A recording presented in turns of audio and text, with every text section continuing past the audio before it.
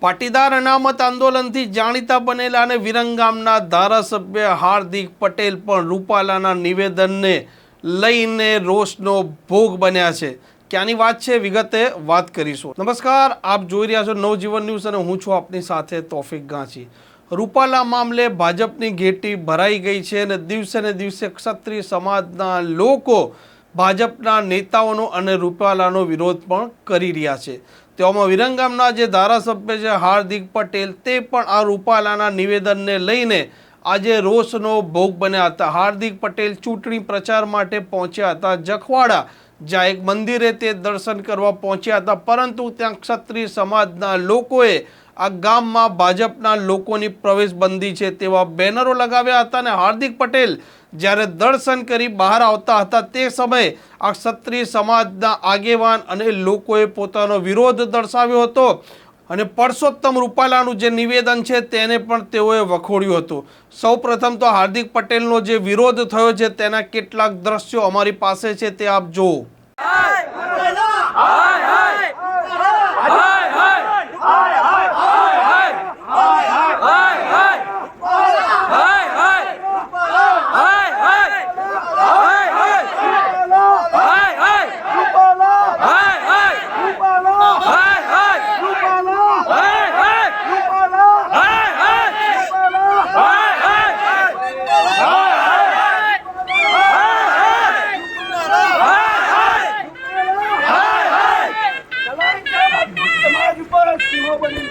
રાહુલ ગાંધીએ મોદી ચોર કીધું, એમાં 3 વર્ષની સજા ખાલી લીધો. હા, ત્યાં બધું પૂરો. આ બોલે એનું કશું નહીં. આ બધું જે કરે લીલા બીજા કરે શાનારું બધું. ઈવીએમ ઓલો ઇલેક્ટ્રોન બોન્ડ ઈવીએમ ને કારણે તો ભાજપ સરકાર કોરમાં છે. બે ટેબલ ઉપર ચૂંટણી કરે ખબર પડે. કરવા માટે માણસના ધ્યાન ભટકાવવા માટે આ બધા આ મારા હારામના નાટકો છે.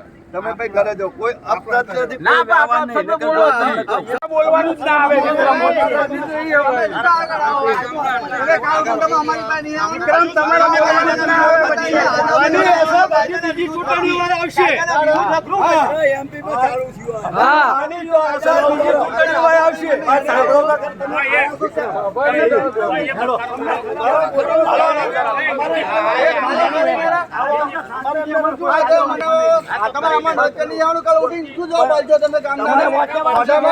આમ હાર્દિક પટેલ હાલ વિરંગામના ધારાસભ્ય છે. તે પાટીદાર અનામત જે આંદોલન હતું ત્યારથી જાણીતા બન્યા હતા. ત્યારબાદ તે કોંગ્રેસમાં જોડાયા હતા અને પછી તે ભારતીય જનતા પાર્ટીમાં જોડાઈ ગયા છે અને અત્યારે વિરંગામ વિધાનસભા સીટના તે ધારાસભ્ય પણ છે.